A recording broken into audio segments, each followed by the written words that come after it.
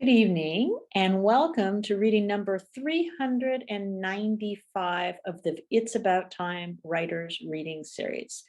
I am delighted tonight to welcome the 2022 Jackstraw writers, three of them anyway, fresh from an appearance in Bellingham. I believe this is the fifth or sixth year that we have hosted Jackstraw writers as a crossover event, and one that is always delightful and gives me an opportunity to meet new people and I hope encourage the people who read tonight and also those who've come to hear them read to come back and be regulars the second Thursday of every month. For the time being, we're still online, which I admit may not be a bad thing during the winter months. And we will explore returning to live events at the Ballard branch of the library in the spring. So, welcome tonight. Our first reader is going to be Ali Ng. Ali is a Gaysian poet living on occupied Duwamish and Coast Salish lands known as Seattle. Ali's work has appeared in the Pamphla, an anthology dedicated to queer poets of color, the journal Foglifter, Palette Poetry, and elsewhere, and their work has been nominated for the Pushcart Prize, Best of the Net, and Bettering American Poetry. They are the co-editor of an anthology of Southeast Asian art and writing titled All the Oils, on friendship, sex, and other warmths, and they are an editor for Game Over Books.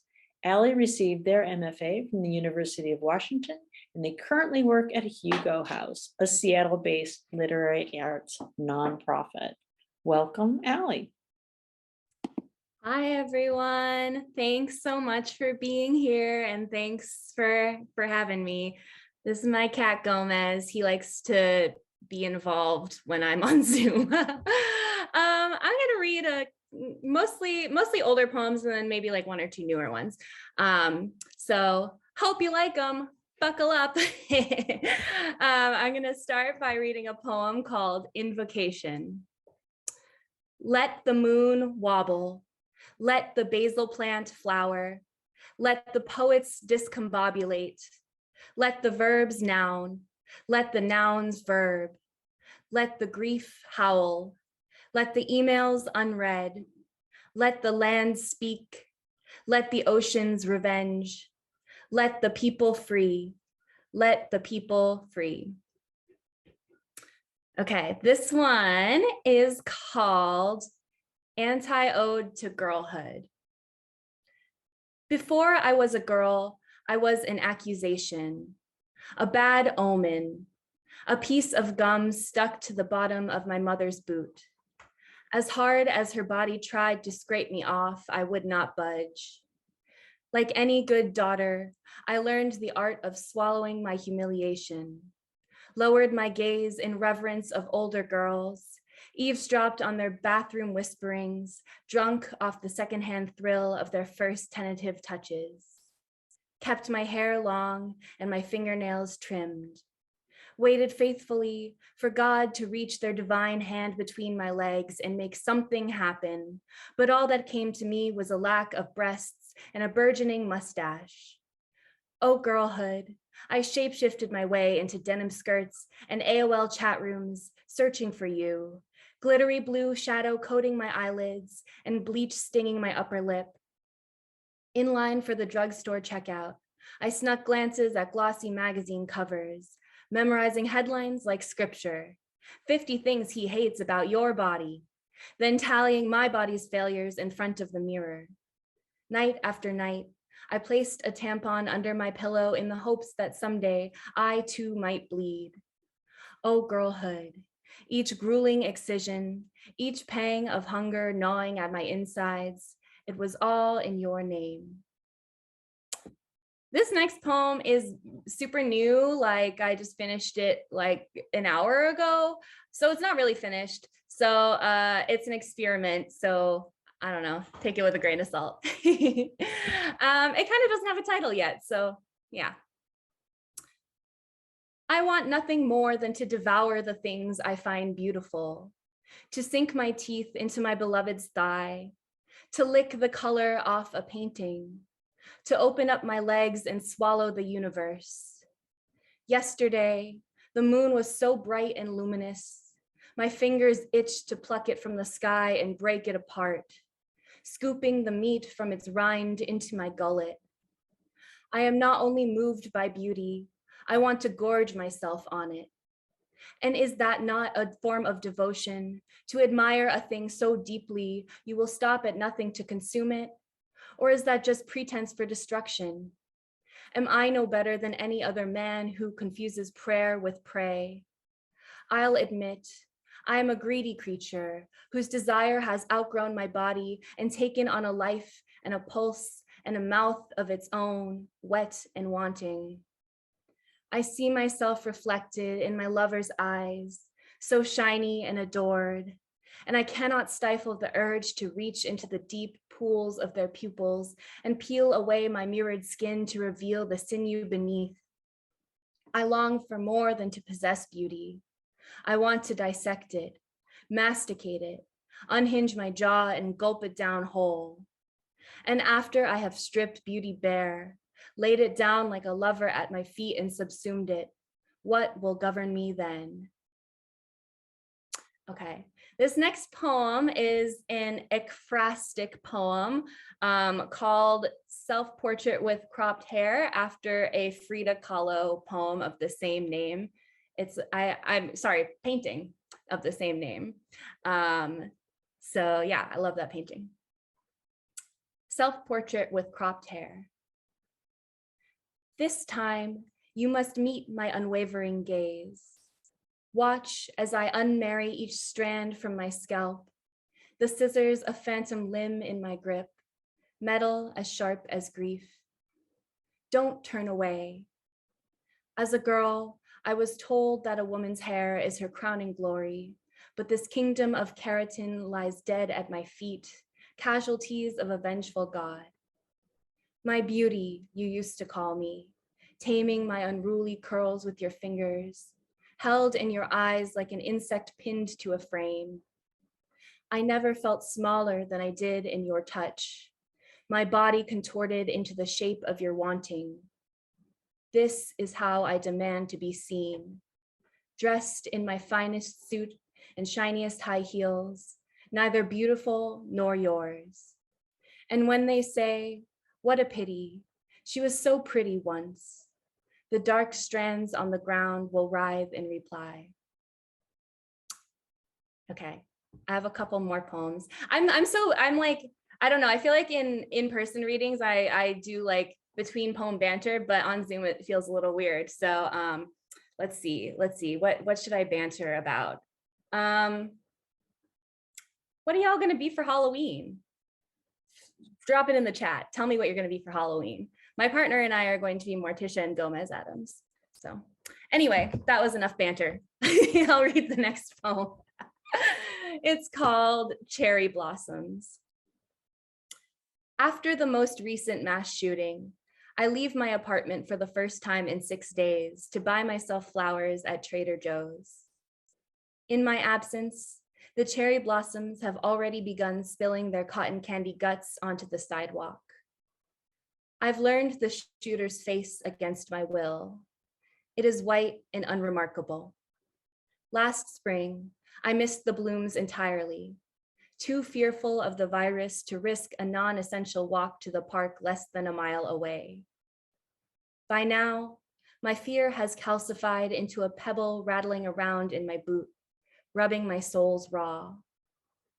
On my way to the store, I scroll past photos of the victims, avoiding their eyes, the dread of recognition tightening my throat. He is everywhere, standing in line to buy coffee, watching his dog piss on a daffodil, behind me in the frozen food aisle. I capture him in my periphery. I take inventory of my body, which parts are weapon and which are liability. My keys stay vigilant between my knuckles. Bouquets of out-of-season sunflowers rest in metal buckets by the automatic doors, their stems drooping beneath the weight of their stubborn yellow heads. I purchase as many as I can carry, clutching them to my chest. At the crosswalk, a man stares at me until I shrink, his hatred and desire sharpened to a single deadly point. He flashes an acidic grin, and the cherry blossoms shiver. Soon, the branches will be undressed once again, their soft pink garments crushed beneath a sea of careless feet. Okay, sorry that all those poems were bummers, but actually I'm not sorry because sometimes life is a bummer, but this last poem is less of a bummer. It's called Ode to My Father's Accent. The way the letter R rumbles from the cavern of his throat through the top of his teeth, gently, a passing freight train or a faraway thunderstorm. The alchemy of his language. Eavesdropped becomes eardropped and flirting becomes floating. The way he says my mother's name, soft the sculpted solid, syllables ringing clear like notes from a gamelan.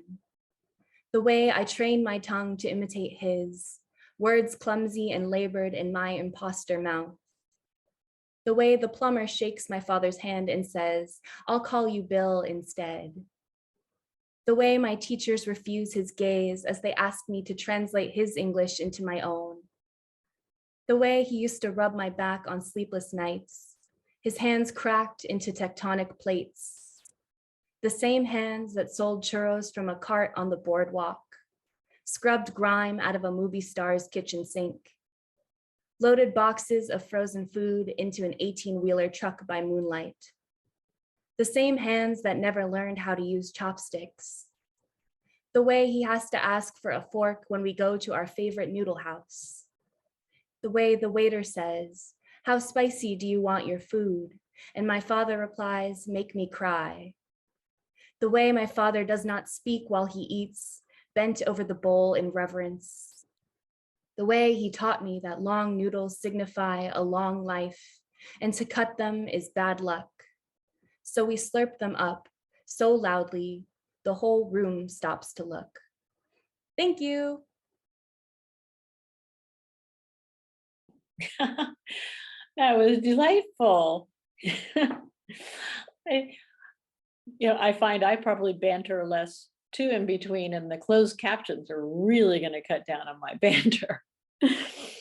I loved hearing your work, and I felt, especially when you read your brand new poem, I saw that moon last night. And so when you wrote, that the moon's so bright and luminous that you wanted to scoop its meat, I was like, you gave words to what I realized I was feeling like last night. And it made me feel so connected because it was that moon. So the immediacy of your work is so stunning for me today. So thank you. Please come back another time. Feel free to read more. All right, I did forget to mention to people that if anyone wants to do open mic tonight, just let me know in the chat or give me a little wave. Our next person, Katherine Strange, specializes in questioning received wisdom with a wink and a smirk. She writes personal essays, short stories, novels, and now memoir. Her work has appeared in the Seattle Times, The Stranger, OC 87 Diaries, Literary Yard, Scary Mama, and an anthology, The Pandemic Midlife Crisis, Gen X Women on the Brink. She was a 2021 main stage storyteller for The Moth. Formerly, she wrote a column for Fundamentally Free, a blog for ex-evangelicals and heretics. She lives in South Seattle with her family and is represented by Savannah Brooks of Jennifer DiChiara Literary Agency. As a rule, she never turns down champagne, and I don't think I've ever stumbled so many times on a bio. Your alliteration is already stunning. I made it complicated on purpose. Well, bravo. Let's hear you. Thank you, Peggy. When I was 22, I quit my dream job, threw out my antidepressants, married my college boyfriend, and followed him to the UK in hopes of outrunning my mental illness. My Jackstraw project is a snarky little memoir about that time. What I have for you tonight is an excerpt from my second chapter, which took place at a small Christian liberal arts college. And I want to offer a content warning before I start, that there's some talk of attempted suicide. Ryan entered my life just as I had begun to reckon with my mental illness. Falling in love with him was easy. It was squeezing the edges of a deck of cards, letting them bow and burst into the air. It was kings and queens, hearts, diamonds, and spades raining like confetti, and through the shower of playing cards, meeting his eyes. I was only 19, but my freshman year had aged me considerably. I had been eager to leave my parents, ready to lay down my burdensome role as household intermediary, but my relief had not been uncomplicated. Every week, my mother disappeared further into the phone line. She went from being the person speaking next to me to a disembodied voice, and finally a series of long silences. My calls always seemed to find her cooking. Pot and pan rattle jarred my train of thought. As the minutes on my phone card ticked down, I tried to gather information from my father and teenage brothers as to how she really was. I prodded for details about her activity level, her mood. 3 weeks before they dropped me off at college, she had fallen down the stairs and broken her collarbone. Afterwards, she was in constant pain, sometimes bedbound, her nightstand occupied by a small army of orange pill bottles. First the opioids, then pills to manage opioid side effects, then sleeping medication. The image of my mother, pale and propped up on pillows, cast a pallor over that year. Instead of freedom, the miles between us meant frustration and helplessness. I could only pray, and when she still didn't recover, fling myself into school. A budding theater major, I auditioned for everything, even the spring production of Antigone, though it was the sort of play exclusively loved by theater professors, ancient Greek tragedy where everything remotely interesting happens offstage. I agreed to lead the chorus, which was to be sung. I'd been all Northwest as an alto, but didn't know the sort of hurdles this production would involve. None of the other chorus members had choir experience, and the melodies were anything but intuitive, inspired by the early medieval period, filled with dissonant, clashing harmonies, lacking a time signature, and a cappella to boot. But this was just the kind of all-consuming task I needed to stave off a bout of crippling depression. I shut myself inside a practice room for hours, plunking out each vocal line on the piano, recording it, then taking the tapes to the library to be copied. I researched how to conduct in free time and designed special vocal warm-ups. I became a 19-year-old music director, believing that through sheer force of will, I could bend this unskilled group to a smooth performance, sure that once the professors noticed how hard I was working, I would be rewarded with more and better roles. But the director, a young professor undergoing tenure application, seemed to hold me personally responsible for the production's failures. I would leave rehearsal utterly dejected, the other chorus members joining me in my dorm room for a session of communal post-rehearsal despair. In theater, the only certainty is that, ready or not, opening night will come. Between my failure to care for my mother, none of the men in my family were remotely helpful, she often reminded me, and my failures as a chorus leader, I was growing increasingly distraught. One rehearsal, I stood posed on stage, overwhelmed with dread, when the director's voice boomed from the darkened auditorium, sharp and irritable. Someone had missed their cue. I looked around and, like a nightmare, saw the rest of the cast staring at me. Something in me cracked, my throat thickening with sobs. I ran from the stage and into the night. For as long as I can remember, I have struggled to steer myself between the poles of depression and anxiety. I fastidiously analyzed the good times, believing that the answer to my struggles lay in the fine details. What had I eaten? How much had I slept? How had I handled my homework and social obligations? My family thought I was neurotically rigid. They teased me for my lists and schedules, never knowing how frantically I was working to hold myself together. But the catastrophes of my freshman year eroded the power of these daily rituals. It would be many years before I received a diagnosis that made sense of it all. But at the time, I feared I was crazy. I spent the weekend staring at my dorm room's cinder block wall, listening to Ben Folds Carrying Kathy on repeat, contemplating my similarities with the title character, wondering whether my path too was fated to dead end and suicide. Instead of apologizing, the director read the cast a monologue about baseball.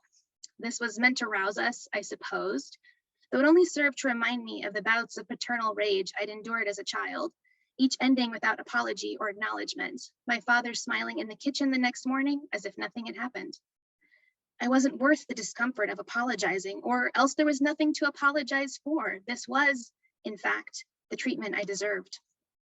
My depression spiraled in all the typical ways. I stopped sleeping or bathing or going to class. Truly a red flag for an uptight teacher's pet such as myself. But the only person who seemed to notice was a friend from the chorus, a girl we called Bangs. We ate dinner together when we remembered to eat. She too was depressed. She too dealt with it through a caustic sense of humor. We began to joke about committing suicide, all the ways funny or dramatic or mundane that we could do it. Death by banana peels, death by launching oneself off Cinderella's castle in Disneyland. Another freshman girl from the theater program had recently attempted to overdose on antidepressants. When I heard the news, I assumed it was a mistake. Would that even work? Also, she'd called 911 afterwards, so probably it was a mistake. Plus, if she had truly wanted to die, why hadn't she ever brought it up with me, a casual friend? The university deemed her a liability risk, and she was shipped home. I never saw her again. Her example taught me to be resolute. There would be no second thoughts, no accidental discovery, no journey home. I told Bangs my plan. If things ever got too bad, I would overdose on sleeping pills. They were easy to buy. It would be painless, I assumed. Bangs' methods of choice were always bloodier, a knife, a gun. But what about the mess, I asked her. Won't you feel bad for whoever has to clean it up? One night, Bangs showed up to the cafeteria, freshly showered and less dead-eyed than usual. Over buffet spaghetti, she told me about her first appointment at the Student Counseling Center. They could help me too, she insisted. I peered through a greasy curtain of unwashed hair and replied that I didn't need to go because obviously I was handling things on my own just fine. There was something terrifying about the Student Counseling Center. I became obsessed with the idea that someone would see me entering the portable building and know that I was crazy. Half disguised in my roommate's hoodie, I smuggled myself inside. The receptionist handed me a clipboard with Beck's depression inventory. Question 9, please answer the following. 0, I don't have any thoughts of killing myself. 1, I have thoughts of killing myself, but I would not carry them out. 2, I would like to kill myself. 3, I would kill myself if I had the chance. I paused. Did they mean at this moment or generally? Certainly all of the options had flitted through my mind at some point in the previous month. But then the logistics of answering, number 3 could get me sent home or institutionalized. I didn't feel like I wanted to kill myself in that exact moment, even though the Student Counseling Center seemed to be playing the same Enya song on repeat. I circled option 1 and turned in the questionnaire. The receptionist immediately checked my answer, then disappeared into another room. A tiny blonde woman with trendy glasses appeared, inviting me into her office. In a gentle tone, she said, I noticed you indicated that you've been thinking about suicide, so I need to know, are you going to kill yourself? It was embarrassing to be asked. I'd have much rather done a surprise suicide than have had to talk about it. The shame of it made me dissociate. Floating above my body, I watched myself answer, I don't think so. The me on the ceiling judged that this was a good answer. This was what the counselor wanted to hear. You don't think so? She prodded. And I burst into tears, angry at myself even as I did so. It would be a few weeks before there was an opening in the schedule. In the meantime, she gave me a business card for the National Suicide Hotline, the flimsiest of life rafts. The gray Seattle winter began to brighten. I started seeing the tiny therapist once a week. I cried a lot, then apologized for crying, and then when the therapist told me not to apologize, apologized again. It seems like these tears go way back, she prodded, as I pretended I didn't know what she meant. Resignation settled over the cast, and thanks to therapy, me as well. This production was going to be a disaster, and that was that. We moved to full cast rehearsals and then full cast and crew. The more people who became involved, the less the director focused on me, which was a huge relief. He had recruited Ryan, an electrical engineering major, to take on the role of Tiresias, the blind prophet. My floor mate and fellow chorister, Christina, had developed a crush on him. Being a good friend, I decided to set them up. I began making a point of chatting with Ryan between scenes. I teased him for his all-weather flip-flops, so Seattle, while trying to conceal the fact that I was staring at his feet. His toenails were perfect rectangles. I had never seen a man with such feet. One night, he showed up to rehearsal with an L-shaped tear on the knee of his khakis. Where did you get that? Shimmying fences? I asked. Oh, sorry, did you get dressed in the back of a hayrick? Knowing that I worked in the costume shop, he brought the pants back the following Saturday for me to fix, quote, since it was bothering you so much. I sized him up, trying to figure out how to turn this to my advantage. My proposal, during our lunch break, we, plus Christina, would head to my dorm room. I would mend the pants, and then we'd hit the cafeteria for lunch, where I would covertly slink away. But back at the dorm, there was an urgent message from Christina's modeling agent, so she told us to go on ahead. It was the first sunny day in weeks. The campus's meticulously maintained planters were bursting with bright flowers. The air was fragrant with honeysuckle, and above our heads, neat pale buds dotted bare branches. Ryan had always been attractive, his body a stack of right angles. But since he'd grown a beard for the play, his boyish face had caught up with the solid squareness of his body. Then again, the fact that he was an electrical engineering major meant he would certainly be an awkward and boring lunch companion. I patterned myself a bohemian a la Moulin Rouge and Rent, determined to make art even if I had to sink into the depths of poverty to do so. This made me noble and brave, while Ryan's choice to pursue theater as a hobby was anything but. I was annoyed that Christina had ditched me with this person whom I had already determined to have nothing in common with. 7 months into life at Christian college, I was used to the soppy earnestness of classmates who'd been raised in a world without irony. I set out to prove that Ryan was one of them.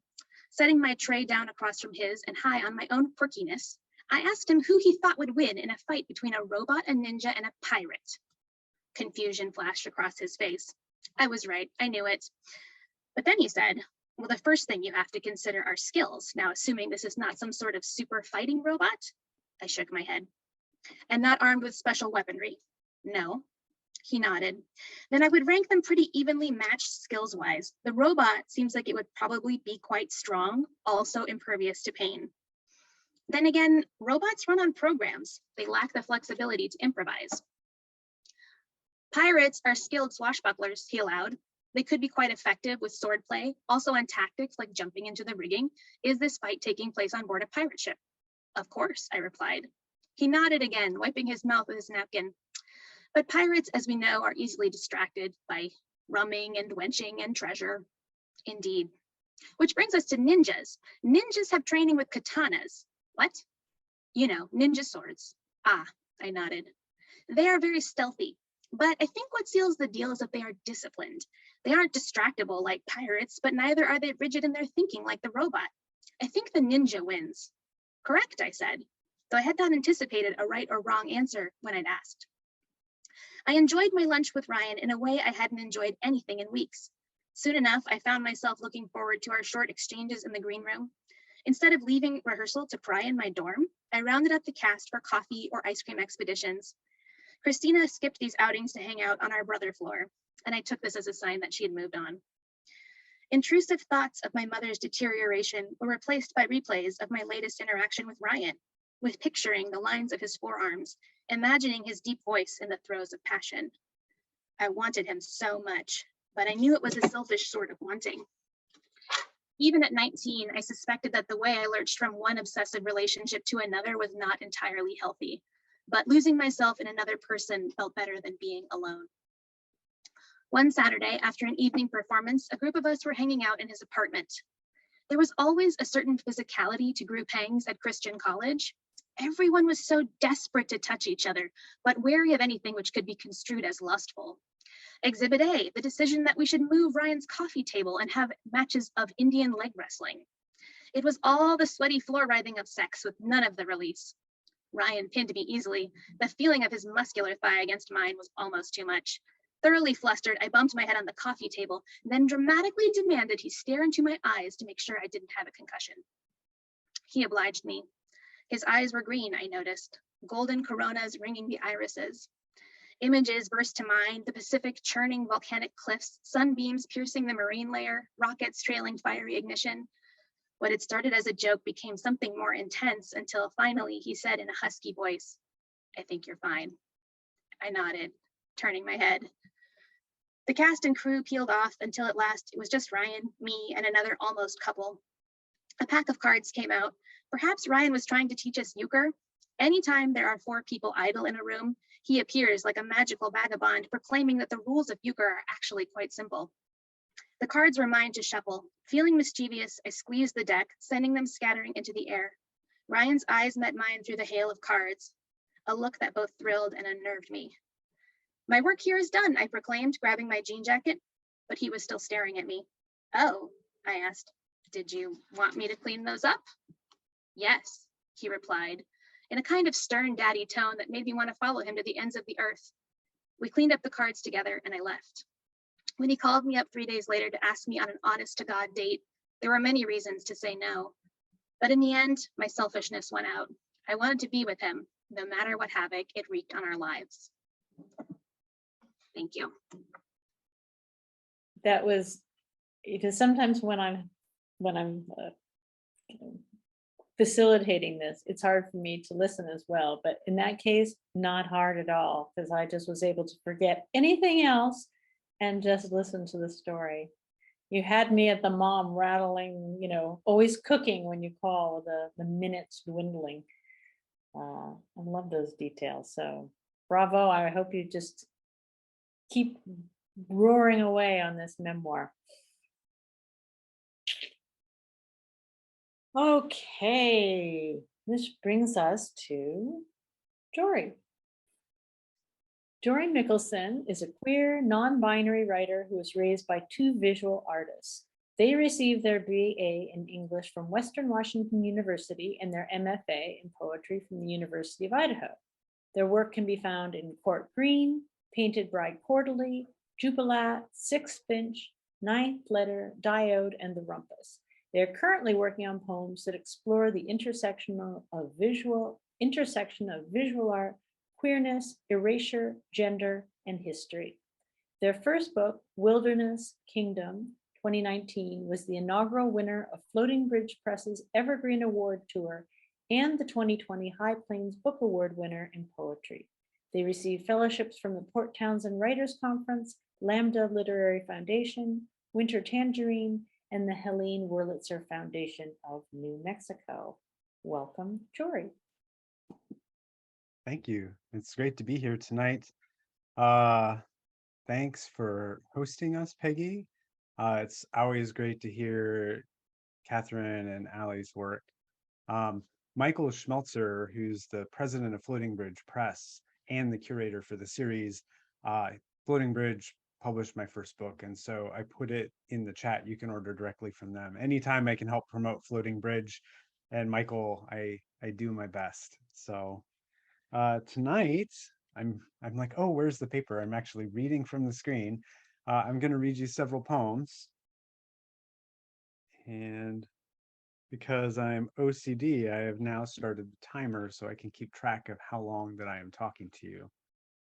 Andy Warhol dreams of the 7 of Cups, which of course, as a portent means he is arguing about directions. I mean directing, a film in which the screen only shows a man's face, what the camera can't convey.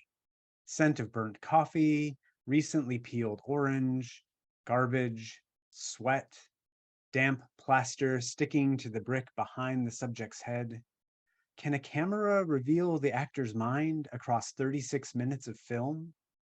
His boredom, his pleasure, his remembering moonlight hanging in the treetops of the park.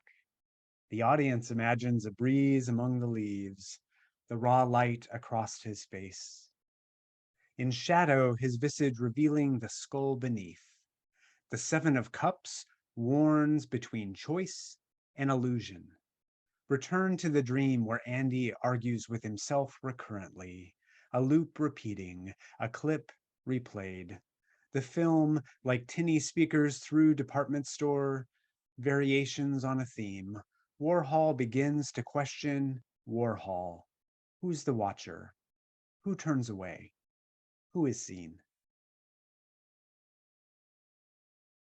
In Haraka al-Film, the title in Arabic carries several meanings, but one of which is when a camera's film is literally burned by the sun. Every Egyptian hieroglyph gives you side-eye. Every Persian relief, side-eye, but smiling. But an Akkadian never deigns to look at you at all, a glance beneath their dignity, their eyes on some king in symmetrically crinkled robes and perfectly tasseled hair, stiff as the smocks of dozens of ceramic votive statuettes.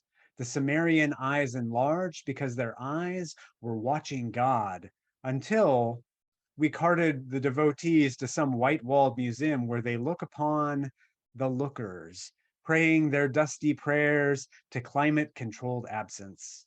Our prayers too will go unseen or be lost beyond our time, like the photographic crypt in Lebanon, Studio Scheherazade, where amid the hundreds of thousands of negatives, sometimes an image will emerge of friends, of lovers, or something in between, same-gendered couples playing marriage behind the photographer's screen, unable to be taken into the afternoon's harsh light, the small town streets where, if exposed, all is ruined. This next poem, J.C. Leyendecker. J.C. Leyendecker was an illustrator who came before Norman Rockwell, whom Norman Rockwell stole all of the good stuff from J.C. Leyendecker. They both illustrated the cover of the Saturday Evening Post. This is J.C. Leyendecker, 1938. He's also responsible for the illustrations for the Arrow Shirt Man. Grape leaf, poached egg, ashes from my cigarette. We see in memory how to preserve, how you hummed begin at the begin, bumping your hips to the beat, wrapped in your bud green cannon towel. How do I paint that swing where you hum and the clarinet sighs in the steam? I've fallen under your western star. Jade dish, red tulip, creased pocket square. You ought to be in pictures, so I put you there, appearing year after year in trench coat and tweed. Dial tone, brill cream, bill from Knox Hatters on 40th. Won't you be my little angel? I can be your girl. We'll go to the Golden West. Forgive me for what I will not mention. Forgive me, because instead of kindness, I made you famous instead. So this poem is called Verso Annunciation, and verso is literally the back of a painting. So if we imagine all the famous Annunciation scenes we've seen in paintings, this might be on the back. Verso, the Annunciation. We lived in a world mostly unlike the world. We didn't know the names of any growing thing amid the marble pillars and the porticos and the obelisk of the angels' ruffling wings. In the ruins of the oligarchs harvesting their alpha and omega of greed, the angels come to tell us something like hallelujah, but we have no music to compare it to.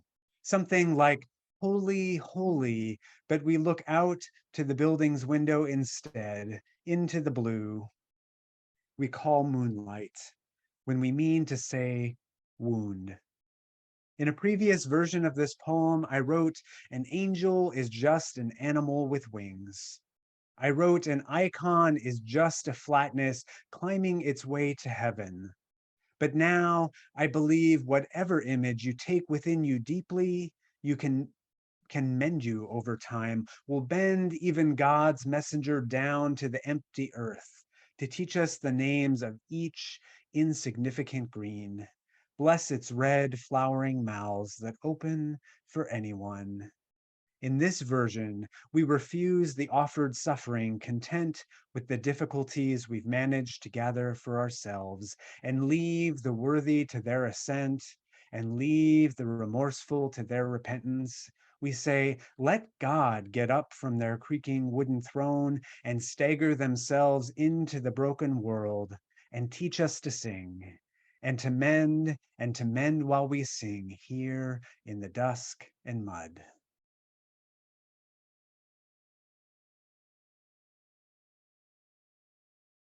Grendel's mother. No. Grendel's other. Grendel's other. You've been sold a crock of shit about these feeding machines. When my son was weaned, I cut, lopped, sheared them off, took a brand and cauterized the wound. I knew I was the boy's father, the throne's king. We all do what is necessary. I used the oldest spell all witches know, changed my shape, my sex, though it took me to the outmost edges of my craft. We know history is the worst kind of rapist who violates all we've laid to rest. How some pious prick unmanned me, scratched letters in a book, restored what I gladly gave away to keep my kingdom, called me Grendel's mother. The M, two ugly peaks I'd carve off again. This time, I take my blade, decide I will unman the world instead, one warrior at a time. In the dark, let them fear me. Sweet is the blood wherever it comes from.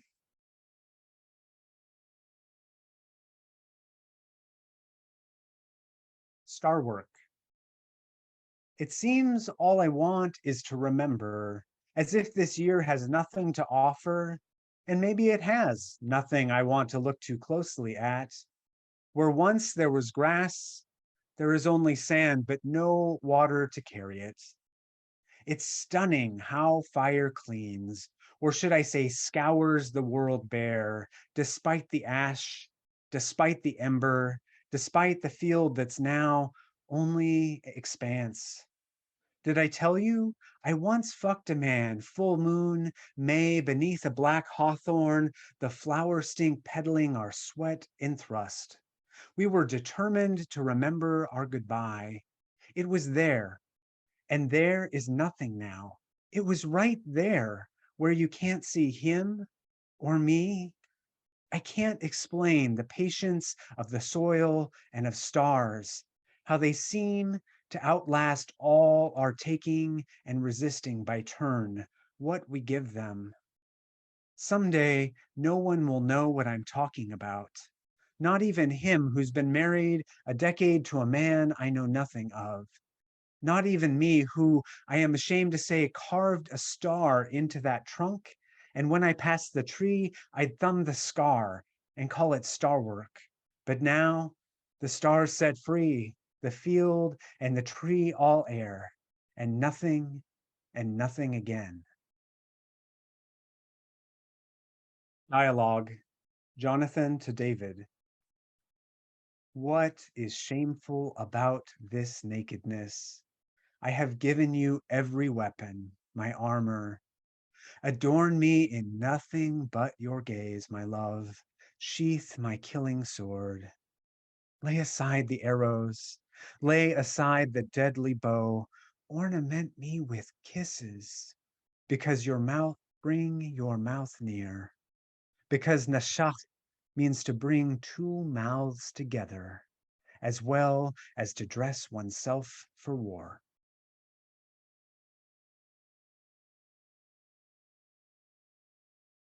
This poem, Chicago, is actually about uh, a kind of a riot between labor activists and union organizers that happened in Heron, Illinois in 1922.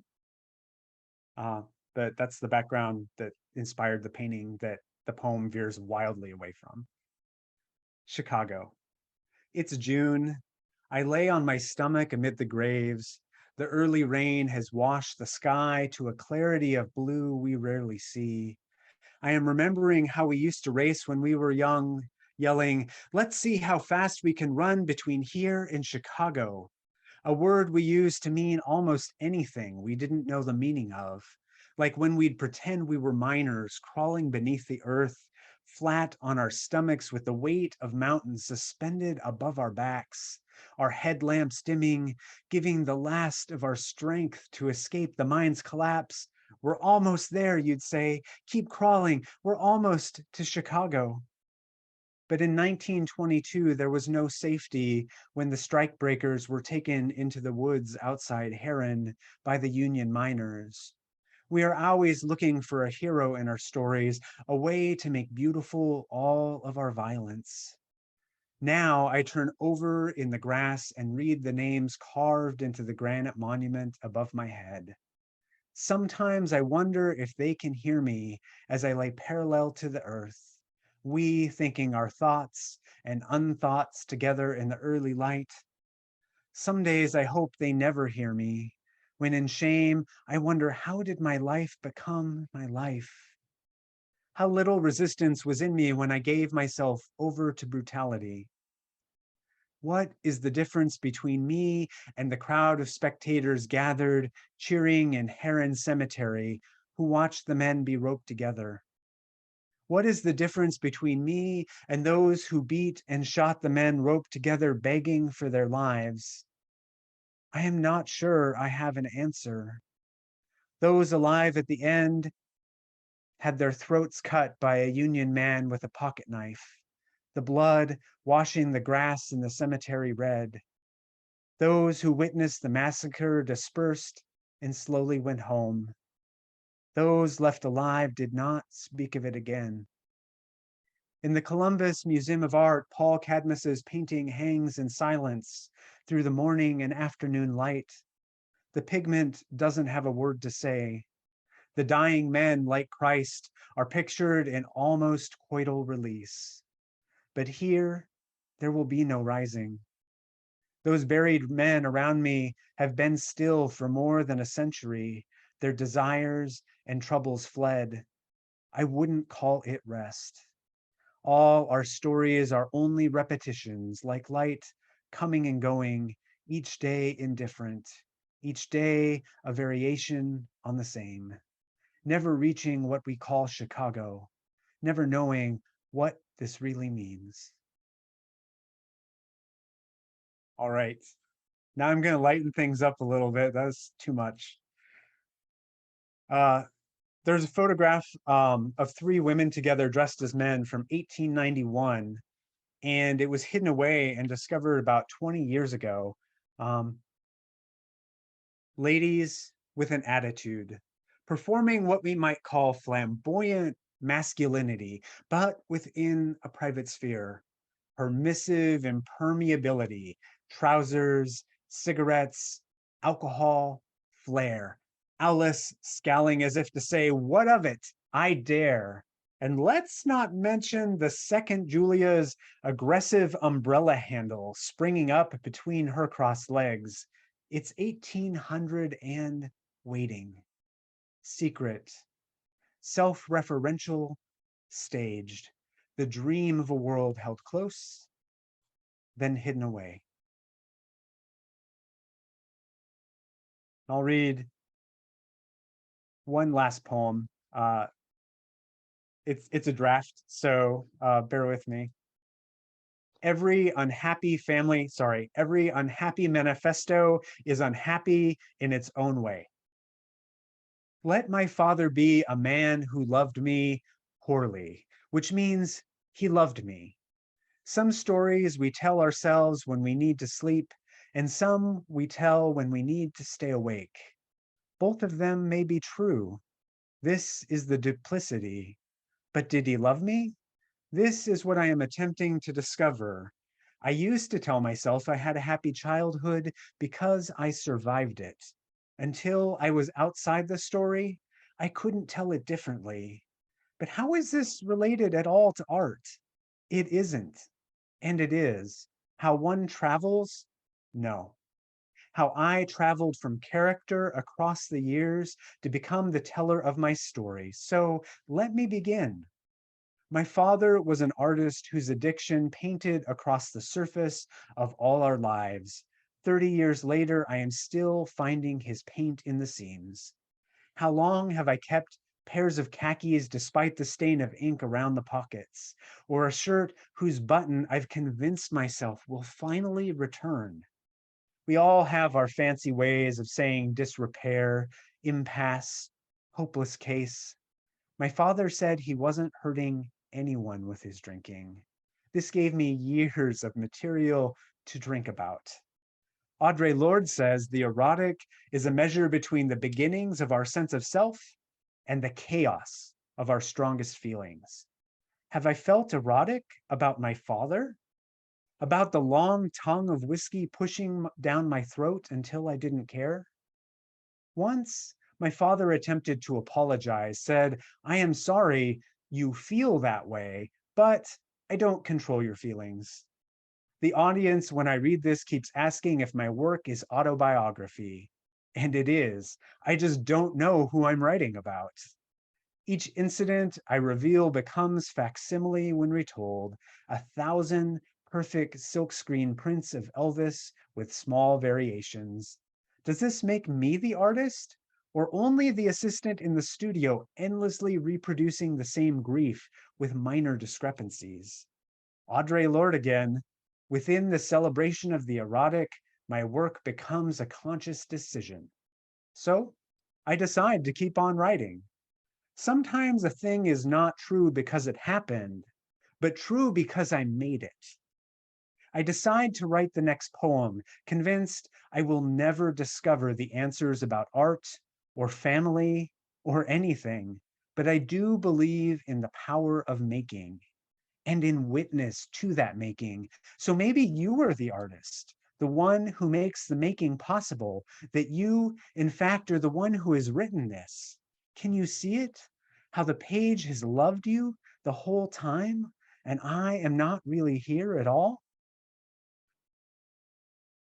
Thank you. I think you've bent and twisted my mind. Tell me, remind me again, what was I got the manifesto part. What was the title of that last one?